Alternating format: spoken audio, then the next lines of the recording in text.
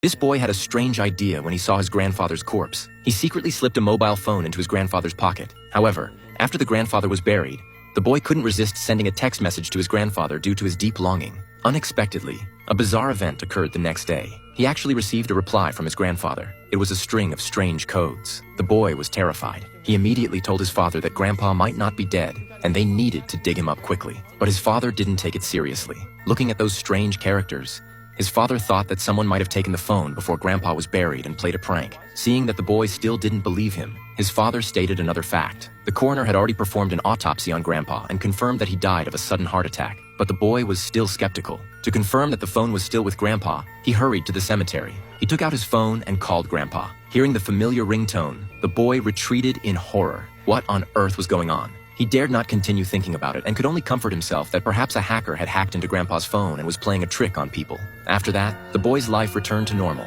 and he gradually forgot about the incident. Until this day, the bizarre event happened again. At the school dance, the boy danced with the campus belle. But who knew this would enrage the school bully? The bully grabbed him by the neck, took him outside, and beat him up without saying a word. Before leaving, the bully even twisted his limbs into a strange shape. Fortunately, the class teacher discovered him in time and saved him. The class teacher not only carefully helped him treat his wounds, but also expressed his willingness to testify and report the school bully for assault. However, the boy politely declined. After returning home, he didn't want to worry his father and could only pour out his grievances to his deceased grandfather over the phone. It turned out that the reason he didn't report the school bully was that he was afraid of more fierce retaliation. After all, as long as the school bully was still alive, he could continue to torture him.